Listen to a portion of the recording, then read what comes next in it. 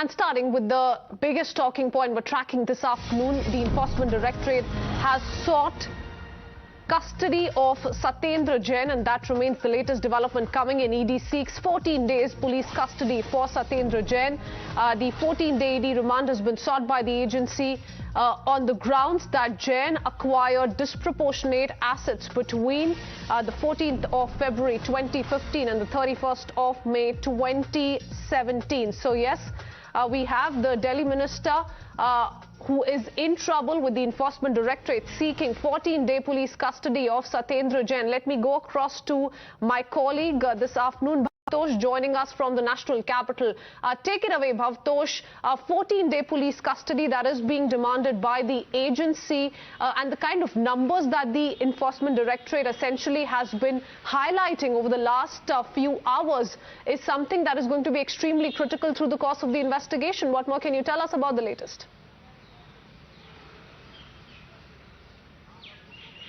Well, the most important fact is that Solicitor General of the country, Tushar Mehta, is in fact representing the Federal Probe Agency for the first time in 3 years. He has come to the Rouse Avenue Court. The last time he has done so was Chidambaram's custody when ED and CBI was seeking. And he, in fact, has sought custody for 14 days for the Enforcement Directorate.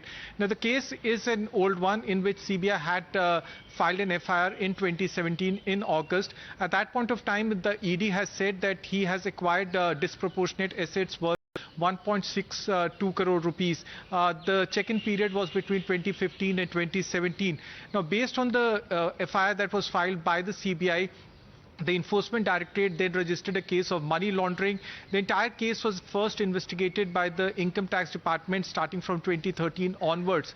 Now, the investigation that was carried out by the Income Tax Department led CBI to file an FIR and then subsequently ED to carry out a money laundering probe. It has been alleged that Jain, through his family members and close relatives and associates, had set up various shell companies. Cash was in fact pumped into these shell companies by his employees and associates, and then subsequently from these shell companies land was acquired in and around Delhi, and agriculture land was acquired by him. Now, as a minister, he was aware of certain cabinet notes which are in fact secret in nature, and he was aware of the fact that these agriculture land would be converted into industrial land and also into commercial land. Now, this is a very serious charge that has been leveled both by the Enforcement Directorate as well as by the CBI. Once the agriculture mix of these lands were in fact changed, the value of these land in fact shot up very dramatically by 35%.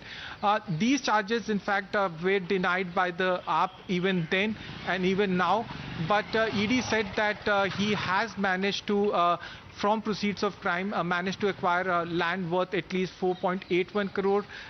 In fact, in April, there was an attachment of assets worth at least 4 crore rupees. Yesterday, he was called in for questioning for the after a very long time, and because he could not explain the source of money, the Enforcement Directorate placed him under arrest. More importantly, sources within ED had said that money that was in fact acquired by him or accrued by him through proceeds of crime was also used for political purpose, a charge that has been denied both by Satyendar Jain, also by his political party.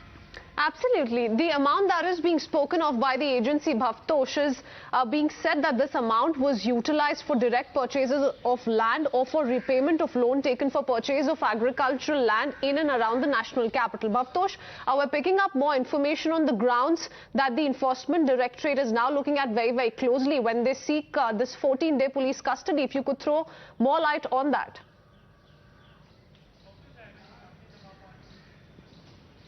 Well, as I said that this case goes back to 2017 once this CBI filed an FIR, but the real investigation was done by the Income Tax Department's Delhi zone, which in fact started carrying out the investigation way back in 2012-2013. 2013, both when Satyendar Jain was a private person and then subsequently when he became a public servant.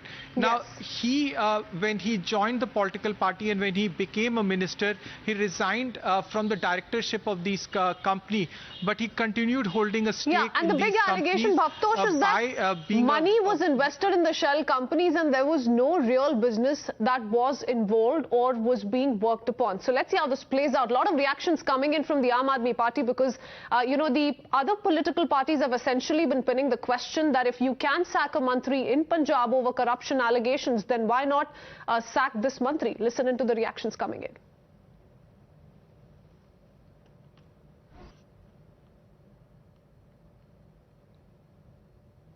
Satyendra Jain ji के इस case को मैंने खुद personally सारा study किया। ये बिल्कुल completely फर्जी केस है। बिल्कुल उनको जानबूझ के पॉलिटिकल कारणों की वजह से फंसाया गया है। तो मैं समझता हूँ सच्चाई के रास्ते पे चल रहे हैं। सच्चाई का रास्ता बहुत कठिन होता है। तो भगवान हमारे साथ है, ईश्वर हमारे साथ है और वो बहुत जल्दी हमें जुडिशरी के ऊपर भरोसा है और जुडिशरी न्याय करेगी और वो निकल के आ जाएंगे और इस फर्जी केस टिकने वाला नहीं है। ये ईडी का भी केस ऐसा ही है। 8 साल पुराना केस है।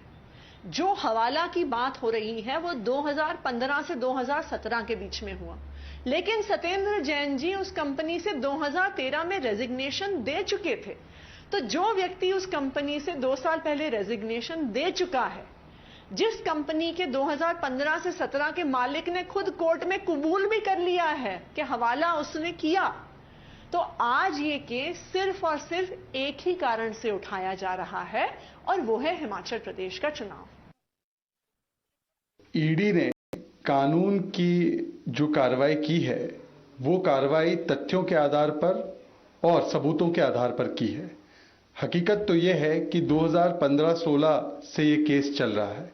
इसके बाद ईडी ने 4.81 करोड़ के एसेट्स भी सत्येंद्र जैन के सीज किए थे। आज सवाल सिर्फ इतना है कि अरविंद केजरीवाल जो हमेशा ईमानदारी और भ्रष्टाचार के खिलाफ लड़ने की बड़ी बड़ी बातें करते हैं, क्या आज वो एक व्यक्ति जिस पर इतना बड़ा आरोप भ्रष्टाचार का लगा हुआ है, जिसकी गिरफ्तारी हुई है, उसे मंत्री बनाए रखेंगे या उसका इस्तीफा लेंगे और उन्हें बर्खास्त करेंगे?